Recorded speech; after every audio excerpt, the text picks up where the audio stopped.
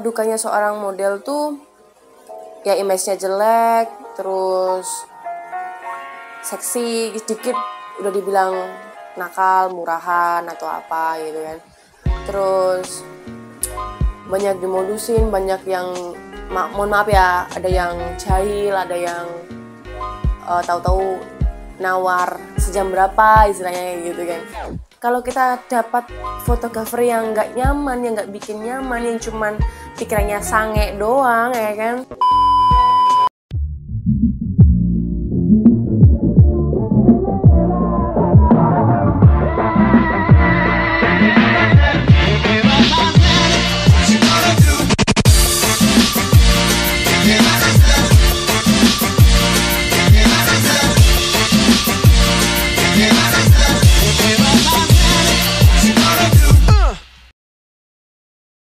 Selamat datang di video Novia Juli lagi.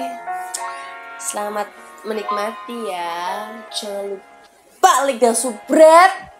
Dan jangan nah.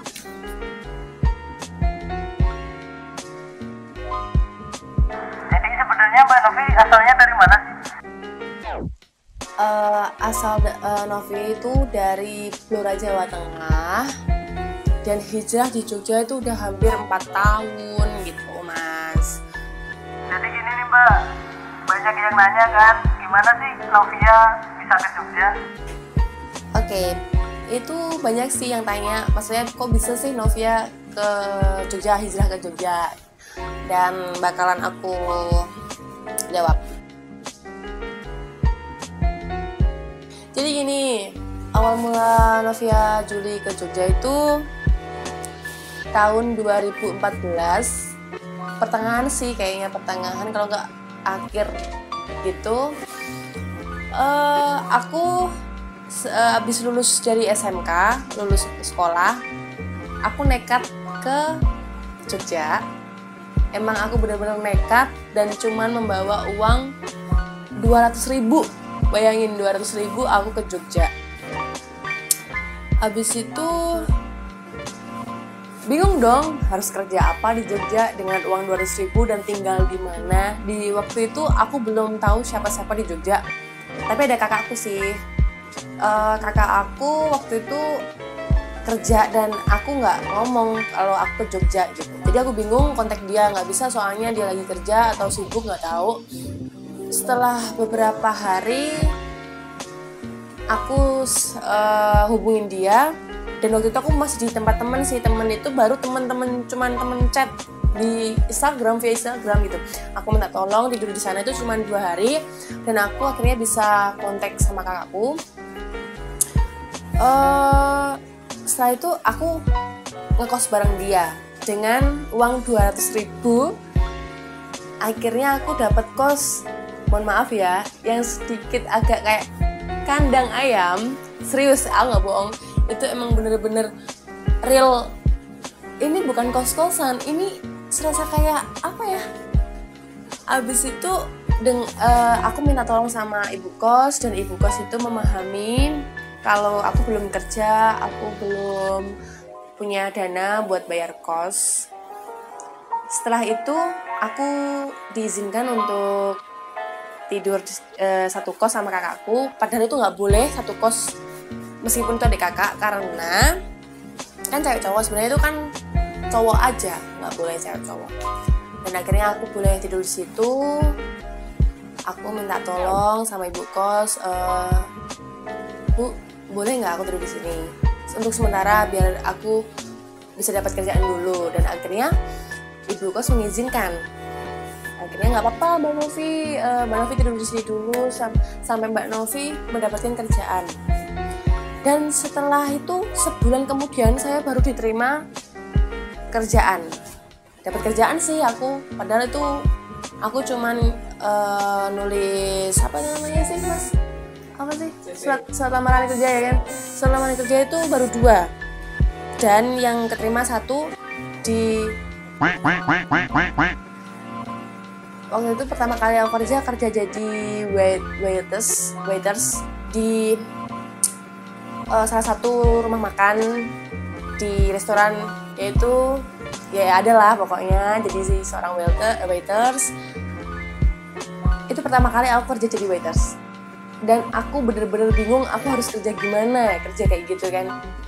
Ya mohon maaf banget, aku manja. Cuman di situ aku mulai merasa kayak, oh ini aku harus kerja kayak gini, aku harus coba mandiri gitu loh, tanpa harus mengandalkan orang tua gitu ya. Dan benar-benar aku real kerja di situ, dan aku jalani selama 1 minggu itu aku udah merasa capek dan aku pengen nyerah.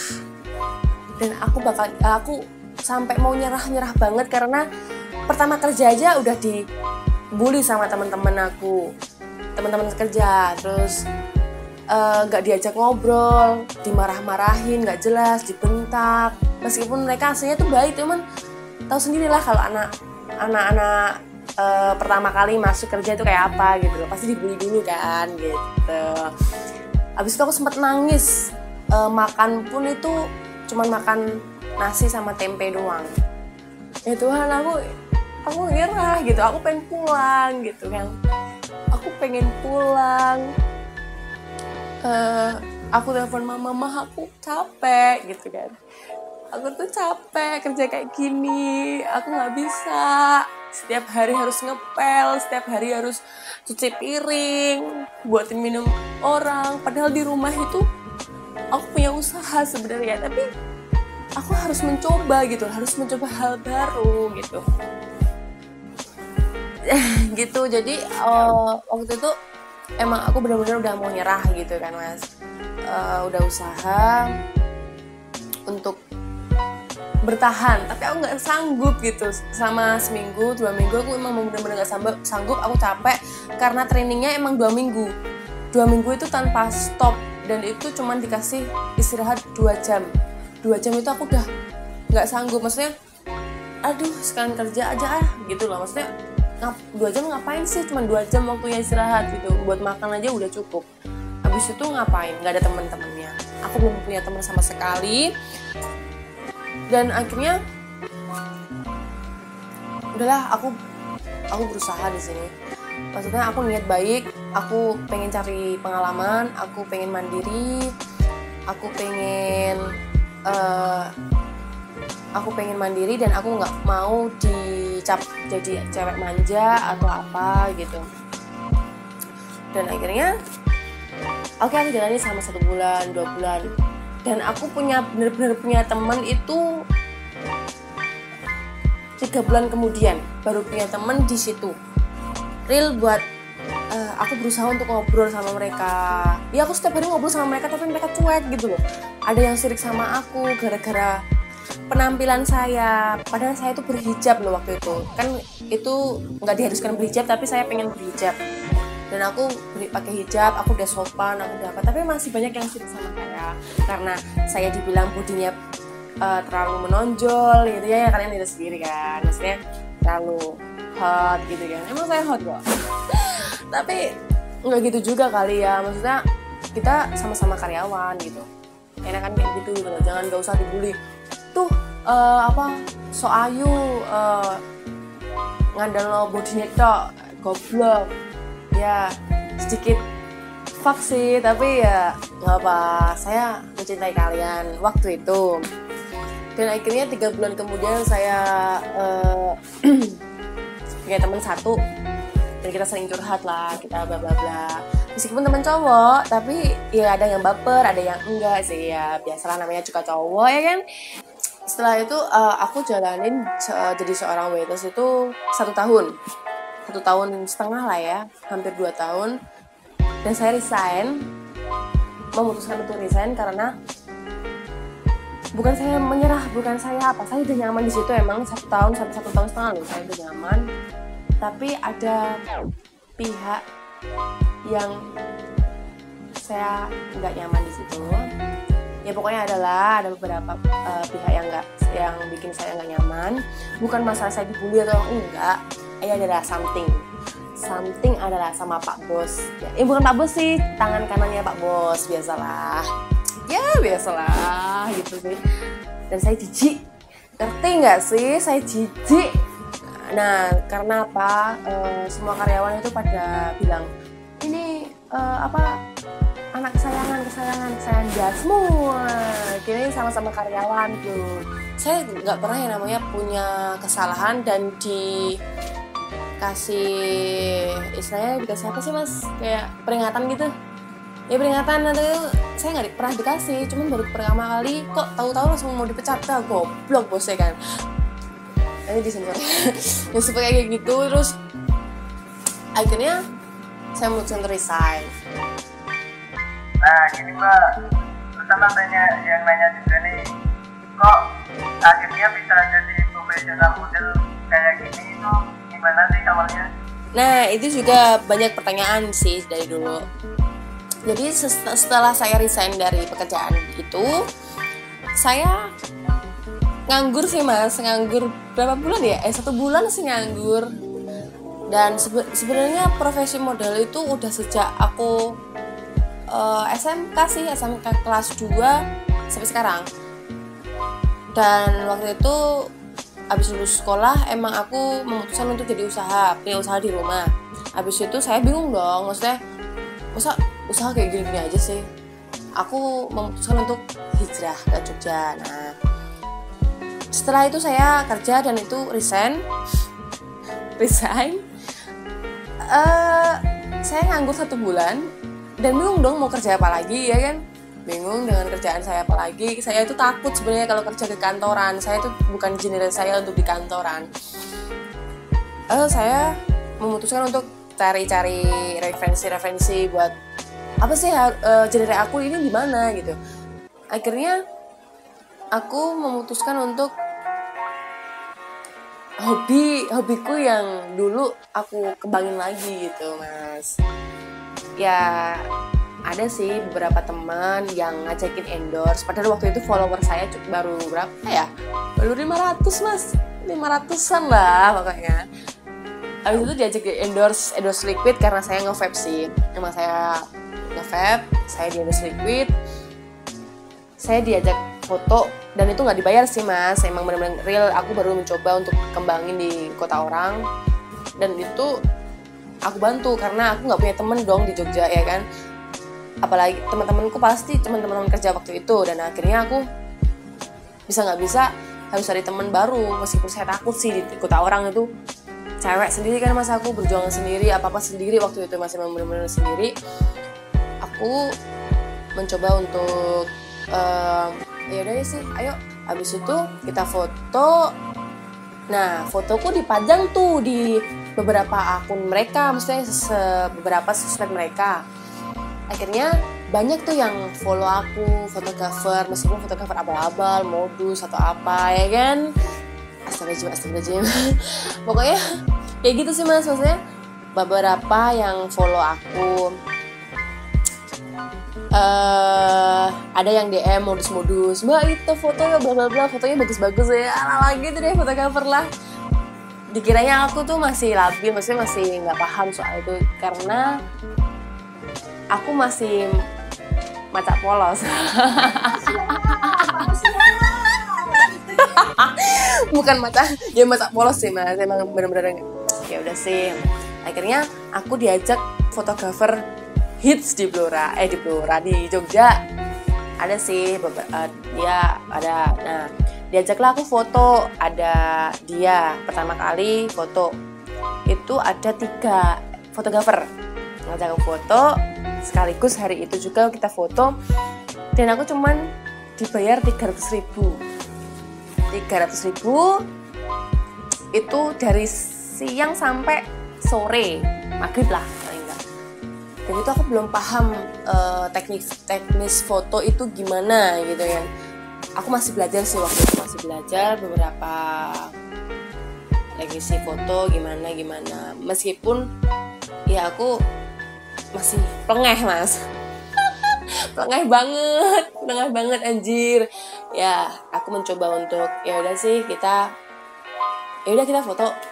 aku belum bisa make up waktu itu mas, belum benar-benar belum bisa make up, belum benar-benar punya baju bagus, itu belum ada karena saya hijrah dari Blora ke Jogja. Saya cuma membawa baju cuma beberapa dan itu jelek-jelek semua karena emang niatku di Jogja itu kerja gitu, bukan mau foto gitu. Waktu itu belum kepikiran kalau aku mau foto mas gitu. Akhirnya aku foto dan merembet lah dari aku kenal fotografer kenal dan akhirnya sampai sekarang mas gitu. Ini dulu.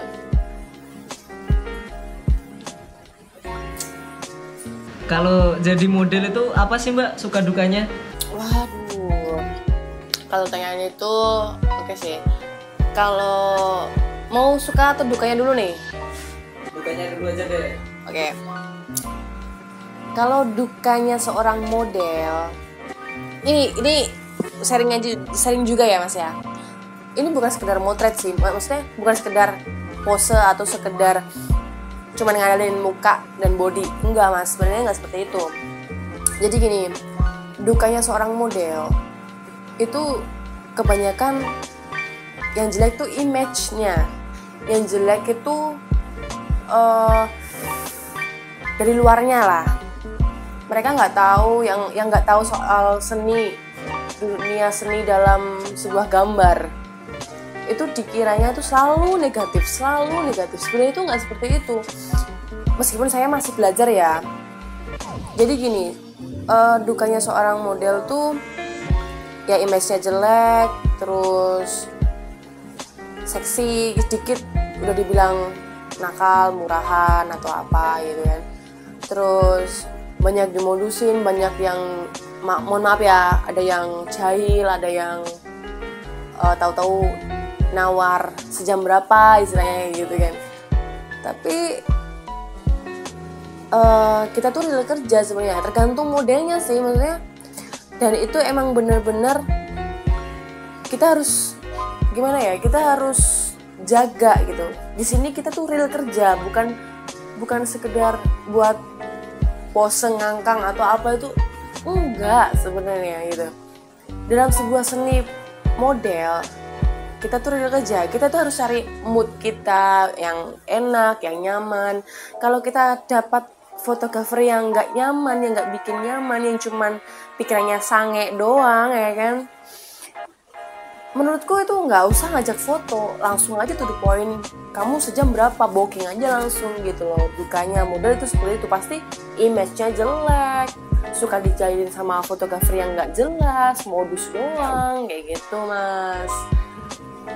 Kalau sukanya ada nggak? Wah, kalau sukanya ini banyak yang kenal kita mas gitu, banyak yang apa ya, yang sosokan aku ngefans kamu loh mbak, aku ngefans gitu bla bla gitu. Tapi sukanya tuh kita banyak teman seniman gitu, banyak teman model, banyak teman fotografer yang emang bener-bener real fotografer yang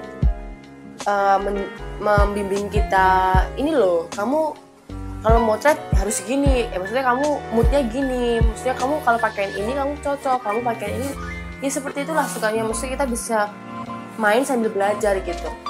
Dan di sini profesi aku emang model, bukannya ini profesi, bukan sebenarnya sih mas, inilah hobi yang dibayar gitu. Jadi menurutku buat model-model baru maupun model-model lama, ya seenggaknya kita saling sharing, kita jangan saling menjatuhkan gitu. Intinya kita sama-sama, profesi kita sama, jadi jangan merasa kayak tersaingi atau merasa kayak syirik.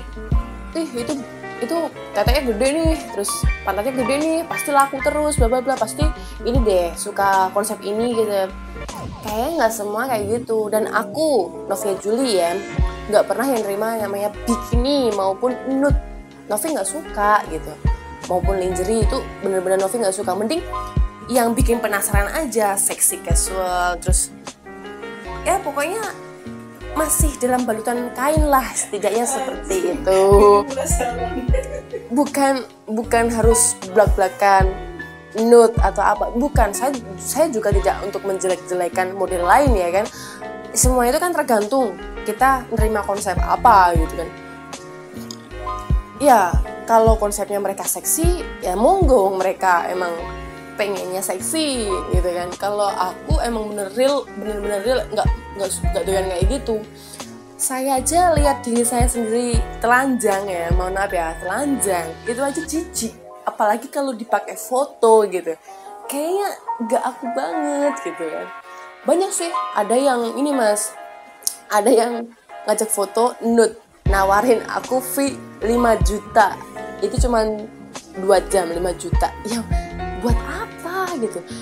Saya butuh duit, tapi saya tidak gila duit gitu loh mas. Prinsip saya seperti itu. Saya nggak gila duit gitu. Prinsip saya di sini kerja, real kerja. Kalau foto-foto aja, jangan abis foto terus dipegang-pegang bla bla bla. Tai, nggak usah. Tahu foto, saya nggak nahan lihat body kamu. Wah body kamu enak ya, wah tete kamu gede ya, anjing emang kayak gitu.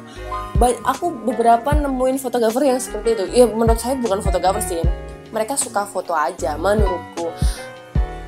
Tapi tolonglah hargai model, bukan hargai kue piro regane, bukan kayak gitu. Maksudnya hargai kita udah nenteng-nenteng bawa tas, kita udah make up, kita udah apa ya kan. Janganlah kalian main-main, wah enak nih bla bla bla. Enggak, jangan kayak gitu. Kita kerja aja, kita foto aja. Daripada habis foto kalian grepe-grepe, ya ampun anjing banget. Aduh, bagi saya tuh mereka anjing mas.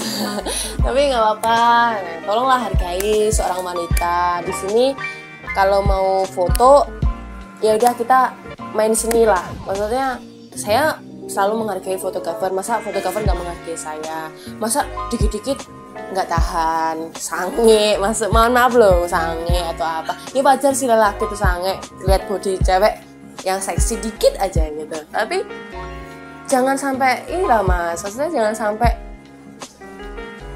kejeron. Maksudnya saya jangan sampai ini dilangsungin gitu, jangan dong. Sange aja biasa, wajar lah gitu. Mohon maaf banget tuh. Bagi saya, kalau saya langsung buka-bukaan seperti itu,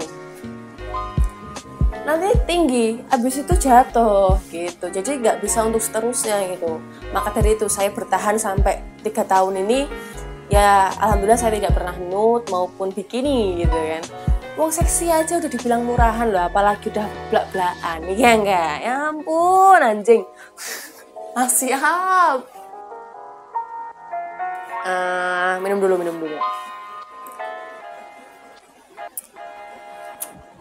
Habis itu udah nih mas, suka dukanya udah nih ya. Buat semuanya tolong hargai model dan hargai diri sendiri lah. Tolong, kita real kerja, bukan buat bikin mata kalian bahagia melihat kita yang manja bodinya.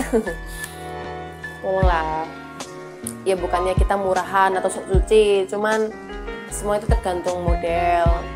Ya itu suka dukanya sih mas, seorang model pasti image-nya jelek lah. Seorang model itu dikiranya murahan, apalagi nude gitu kan. Ya gimana lagi gitu, anjing. Enggak, jangan sampai kayak gitu, biasa aja gitu. Mungkin itu dulu sharing-sharing kita, sharing aku buat kalian. Insya Allah bermanfaat ya. Maaf loh ya kalau sedikit ceplos atau sedikit nyangkem ya. Gak apa-apa kalian mau menghina saya atau mau ngebully saya atau mau misui saya, tapi saya tetap sayang kalian. Saya sayang dia ding. Anjir. Ya, sekian dulu curhatan malam ini. Malam ya ini. Oke. Malam ini, besok bakal cari konten yang lebih bermanfaat lagi sih. Maksudnya buat sharing-sharing aja. Jangan lupa ya, like dan subscribe. like dan subscribe ya. Udah itu aja sih. Makasih.